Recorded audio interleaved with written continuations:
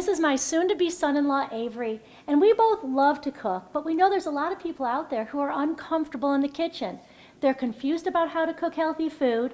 They think they don't have enough time to cook, so they don't sit down to the table and share a meal with family and friends, and they end up picking up unhealthy food on the run. Well, we are here to change all of that. We're going to show you how to cook quick, healthy, everyday food so that you can be confident in the kitchen and have more memories around the table with the people that you love.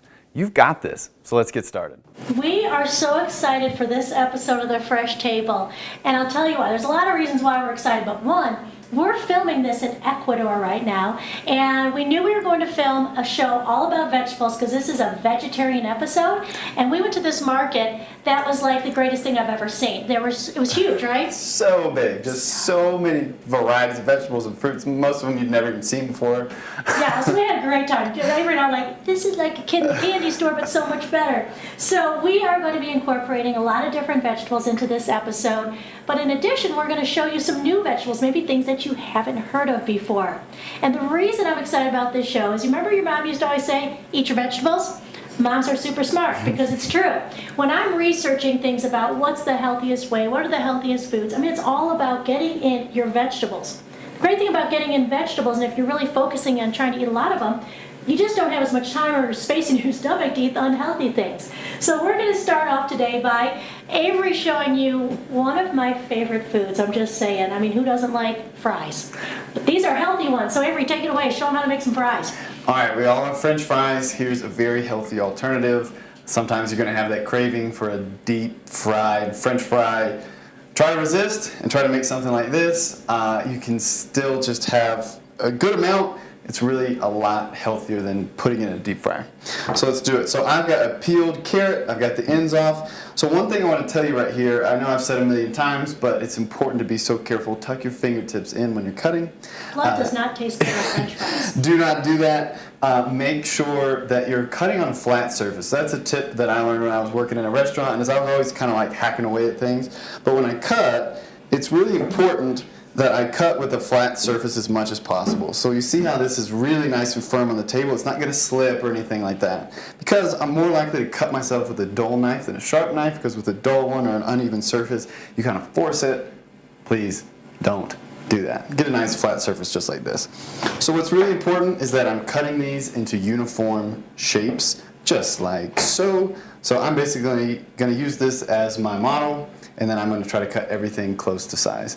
So we've got carrots and potatoes. You could use sweet potatoes. You could use, I don't know, just... I like green beans, believe it or not. Yeah. You do this, asparagus, zucchini.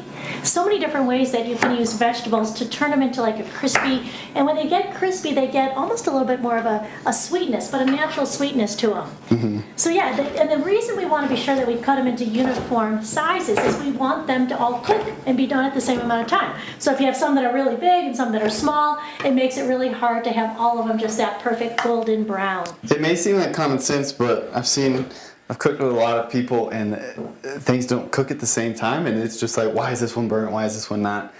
May seem like common sense, but always make a habit of cutting things uniform. So I'm going to do these really quick, and then Miss Michelle, if you want to pull out the ones in the oven, Sure.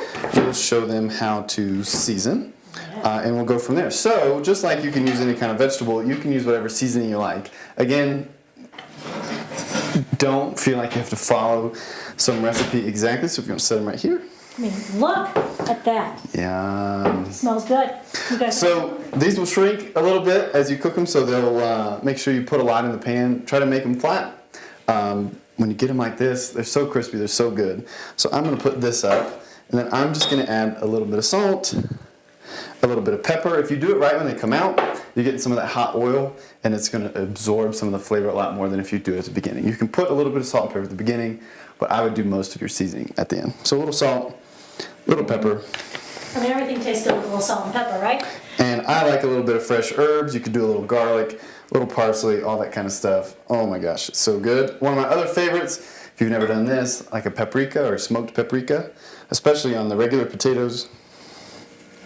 So good. All right, well, we will plate these up, but for now, let's get started on the next dish. So just a couple things though that we want to say. It's really important that you preheat the oven with this. So I go to a really hot oven, 425, even 450. You toss it with some olive oil, and you need to get that olive oil to really get that crispiness. So be sure you get that oven hot before you put them in. I've seen that a million times as well. Please, please, please, whether it's in the pan or in the oven, hot before, it just makes for better food. It makes you look like you know what you're doing more. Yep, and I'll tell you, one time I took some asparagus and I put some olive oil on them. I squeezed a little lemon over them, and then I rolled them in some Parmesan before I put them in the oven. And there were these like Parmesan, asparagus, lemon, really good. Dill, there's like carrots with some dill. And I mean, there's just so many different ways.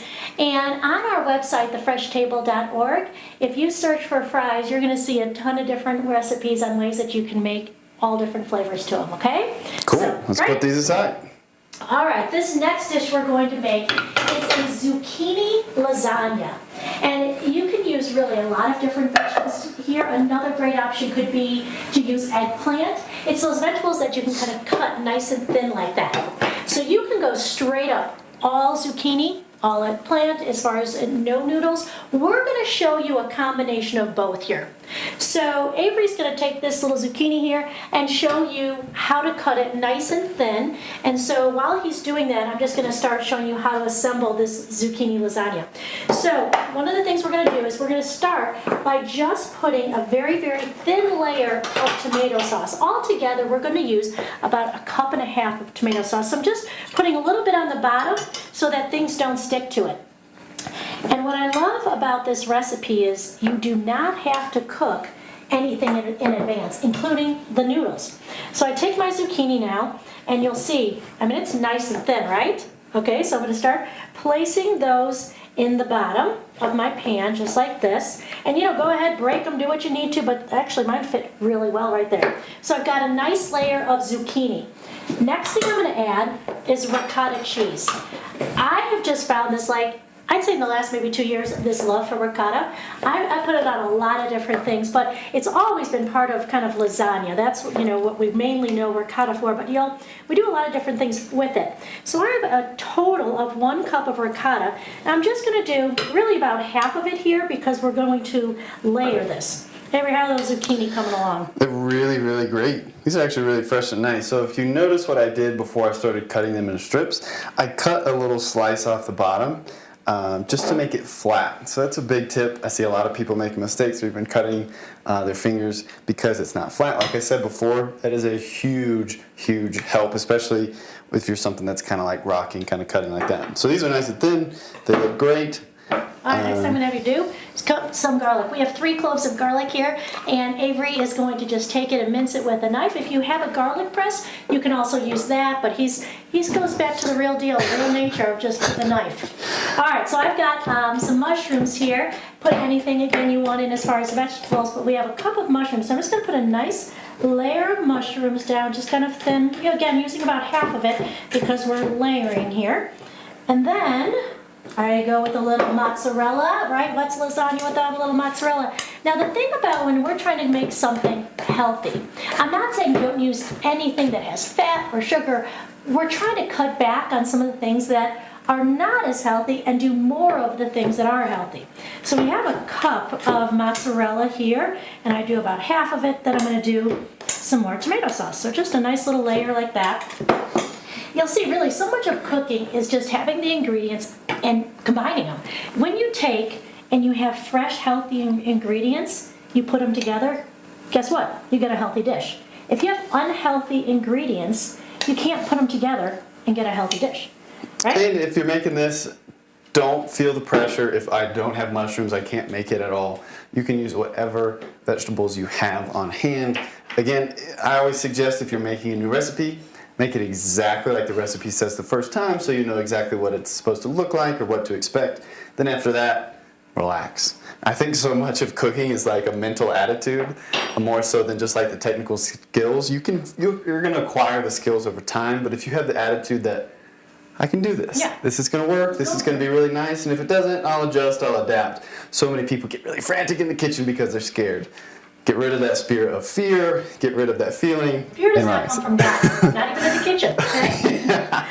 All right. Okay, Okay, so you just basically repeat the process. Yeah, I put half the garlic out. I'm going to ask Avery now. I keep putting you to work, Avery. Cut up some of my fresh basil. You can use dried herbs instead of fresh herbs, and sometimes we do dried, but there's nothing quite like fresh basil. So he's going to go ahead and chop that up.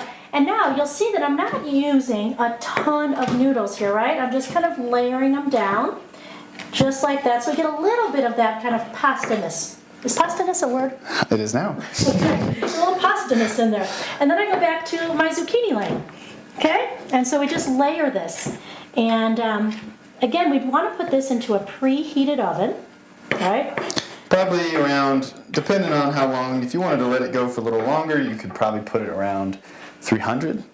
But 350, 375, what do you think? Yeah, about that, 325, 350. I'm kind of pushing down onto it, and then I'm going to start my next layer, and we'll keep going here. So this is a great dish, guys, to get if you have some kids who maybe aren't vegetable lovers, but they love Italian. Just go ahead and serve this up. They'll still get that whole feel of having a nice lasagna dish and the cheesiness of it, but they're also getting in some great vegetables. Okay, you got your basil? So go ahead and give me a layer of basil right there. Cool. That's a big tip. We've probably said this a million times on the show, but fresh herbs really take your cooking from one level to the next. If you really want to look like you know what you're doing or really impressed before you've cooked a lot, add some fresh herbs. So many people just don't buy them, they don't have them, they don't think about them. But you can just smell right now. It smells amazing in the kitchen just because the basil's all chopped and smelling good.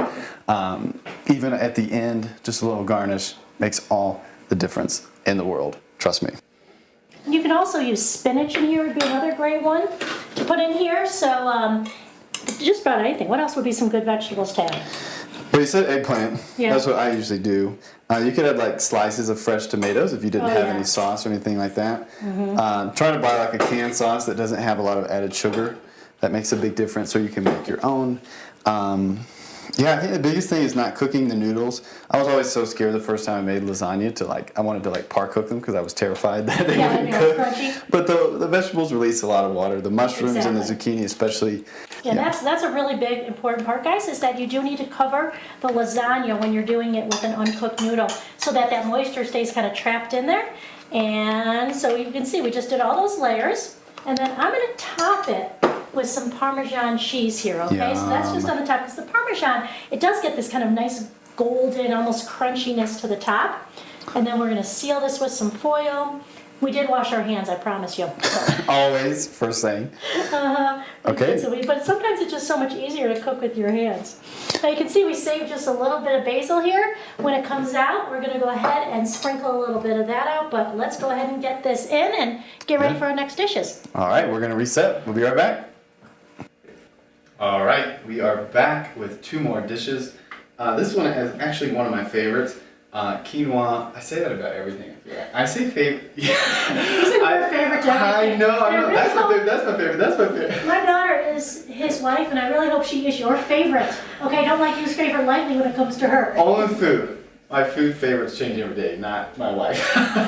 So this is a quinoa salad, which is befitting because we're in Ecuador, and quinoa actually originates from here, and Ecuador is one of the largest exporters of quinoa, which is amazing. So I've got 2 cups of quinoa, and then everything else, I've got a half a cup of that. So I'm just gonna add a bunch of vegetables in here, a really light dressing, and it's gonna be really, really nice. So here's some quinoa salad. So this is just 2 cups. And it's cooked quinoa. It seems, one time I gave my friend a recipe, and she didn't cook the quinoa. I thought she knew that I didn't have to say to cook it. So she's like, it was so crunchy. I'm like, you cooked it, no?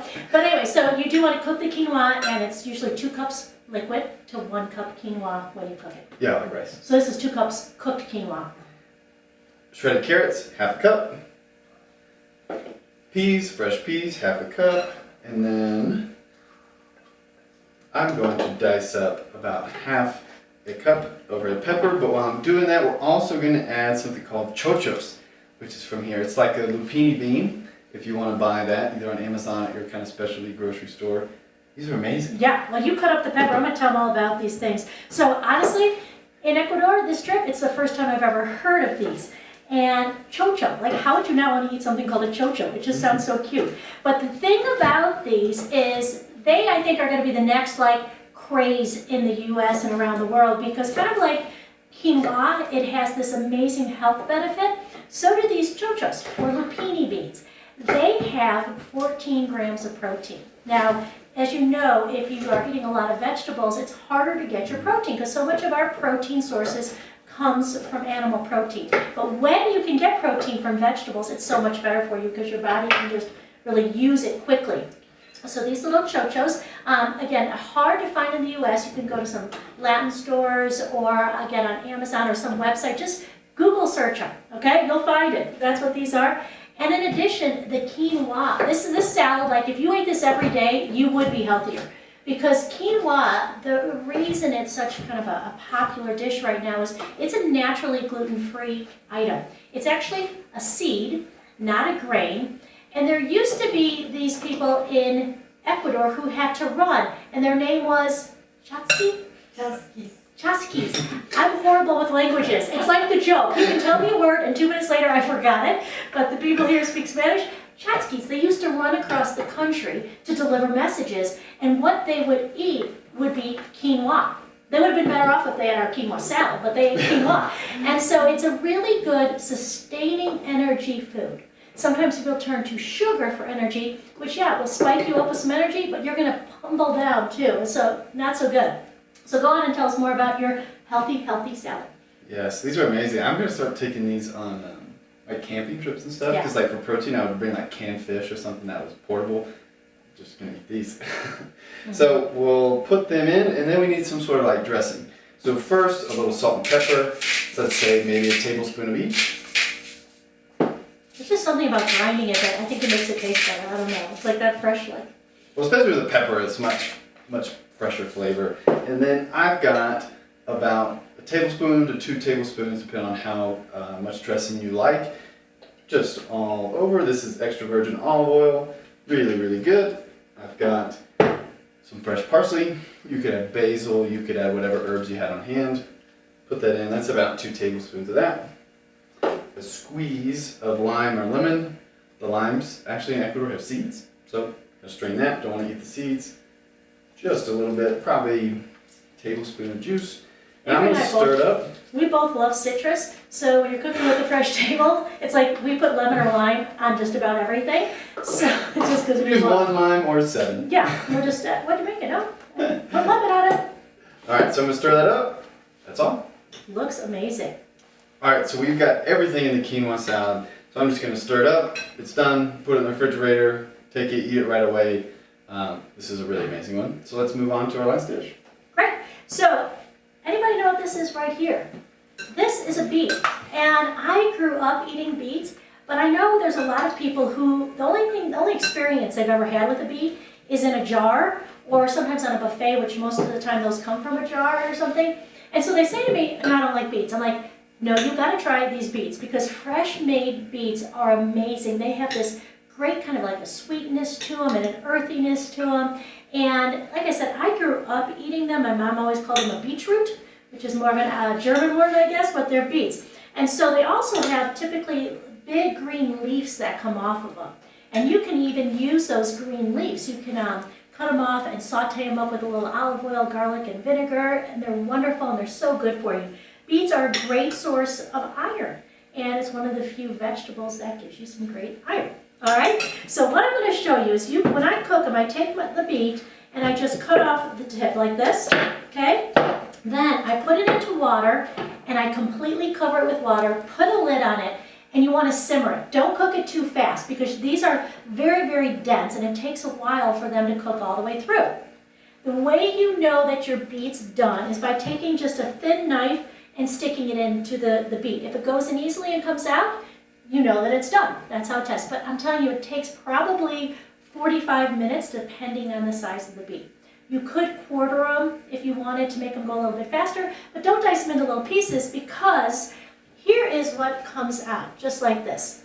Okay, so we're gonna go over now and I'm gonna show you how when I hold it under water and when it's cooked properly, the outside layer just peels right off. It makes it so easy and so nice to just come like that, okay? So you just peel all that off, and then I'll show you my typical way of eating it as a salad with some red onion. All right, so I've got some of these beets now that are peeled, and all you really want to do is to just kind of cut it into little bite-sized pieces. But there's a lot of different ways that you can go ahead and use the beets. Like I said, I'm going to show you as one of my favorites, but you can also eat them warm with just a little olive oil and salt. Yeah, goat cheese is good with them. Oh yeah, definitely put some goat cheese on there. You can blend them up and make a borscht soup out of it, which is like a Russian beet soup, and you top it with a little bit of sour cream, which is wonderful. You want me to do the onion for you? Sure, that'd be great. Do you want dices or like thin slices? Either way, you choose. Okay. Freedom when it comes to onion cutting. Okay, so a couple more. Something to be careful about though with beets is they do stain like crazy, and so they can make your hands. It's kind of fun. Like one time I was cutting up a beet, and then I went to my kids and I'm like, oh, I cut myself. Oh gosh. And I completely fooled them. So anyway, but doing those beets, nice bite-sized pieces, a little bit of onion. So for one big beet, I would do like maybe a quarter cup of onion, depending on how much you like. And then love it with balsamic and olive oil and a little bit of salt on it. So with this amount, I would add just about a tablespoon of balsamic, and then some salt. Avery, you got it? Got it. And then let's go ahead and put a little olive oil on there. Ooh. You can eat them room temperature or cold. Sprinkling that goat cheese over it really does do just like amazing things to them as well. So lots of different ways you can eat this. We're going to go ahead and get all of these dishes out now and show them to you and just kind of do a recap of everything that we've made. All right, so we'll be right back with everything out. All right, we are back. This is what everything looks like when it is completely finished. So we put the lasagna in for probably 45 minutes at a 325 degree oven. Same thing as with the beets. You just want to stick a knife or a fork in, and if the noodles are tender, everything else is cooked. And then with the French fries, it's kind of more on color and feel than it is time, because harder, firmer vegetables are just going to take longer. I guess sweet potatoes is just going to take longer than a regular potato, so estimate probably 20 minutes at about 375. I like to cook 425. 425. Yeah, you want it hot because you want that crispiness. Mm-hmm. That's exactly right. It won't get crispy unless it's a little hotter. So again, 20 minutes about that temperature is what you've got, depending on how thick you cut them as well. And if you're doing different types of vegetables, keep them separate when you're cooking. So if they do, like if those asparagus take a lot shorter, you can just take those out and let the hard things like the potato keep on cooking. Yeah, and then we got our quinoa and our beet. One thing I want to say about eating kind of vegetarian is if you're just on the camp that you'll never ever be vegetarian. We're not trying to promote that you be vegetarian. We cook meat on the show. But what we do ask is that you think about how much that you are eating. I would encourage you, instead of the meat being the main, this giant chunk of chicken or beef or pork or whatever, try to have it incorporated into a sauce, or have it just kind of in lesser amounts. Not saying eliminate it completely, but even in here, we could have added a little ground beef or something. But even then, a little ground beef in here is not this giant chunk of meat that we're used to. So when you think about vegetarian, obviously a couple of these are side dishes that you'll have alongside some other kind of meat dish. But maybe try to add a little less. Yeah, I mean, just imagine just your meat or your chicken, the size of a deck of cards. Sometimes people say the size of your palm. I don't necessarily like that because my hands are really small. Okay, so it's not fair. You get to eat a little more than I do. No, so more think about deck of cards or the palm of your hand. So we would imagine if you had a plate and you had a piece of chicken, just a small piece or a small piece of fish, and you had this beautiful color of the beet salad, and maybe then some of the fries here on a plate. It would be beautiful, but if you look at the plate, about 2/3 of my plate would be then vegetables. Yeah. And something, guys, when we eat a lot of vegetables, again, we get concerned about our protein. People ask me all the time, oh, should I use this protein powder or that protein powder? In reality, I don't think you need any protein powders if you eat food that naturally has protein in it. And like these choo-choo beans. Choo-choo beans. Are you serious? Okay, choo-choo. When you eat things like that, you don't need to then have, to have the meat as much. And they're also an amazing source of calcium. I mean, why wouldn't you eat a choo-choo bean. All right, take that out and let's show it to Yeah. them to see what this lasagna looks like. Oh my gosh, it's so nice and hot. You see the steam coming out. Oh yeah, look It's really at that. beautiful. Hold that up. Just that is. Can you see that? Doesn't that look good? I don't know if you can see it as much as we can, but it's just so. It's got some gooiness and the cheese. The Yeah, noodles you got are the all layers. done. All right, guys. So have we encouraged you to eat vegetables? Here is your challenge for today. I want you to eat at least 4 servings of vegetables. Okay, 4 servings of vegetables. All in. Everybody, thumbs up. Do that. Yeah. And if you want to have some extra credit, know where they came from, in that you grew them or that you got them from a farmer's market. So cool. Thanks, guys, for joining us. Being with us. Bye bye. See ya. All right, everybody, thank you so much for tuning in again. I hope you're learning so much. I just want to take a quick moment to share with you a really interesting topic I've been learning about. So this one comes from C.S. Lewis. And if you've never read one of his books, highly recommend it.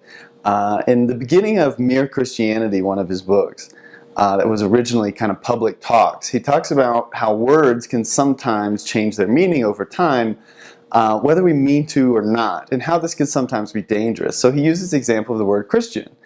He says, Christian, in its original meaning, should just mean a follower of Christ, someone who tries to do the things that Jesus asked that we do. But over time, through no one's real fault of their own or anything like that, we've gotten to the point where Christian can sometimes be synonymous with doing good or just good. You say someone that was a Christian thing to do, or they have good Christian values or something like that.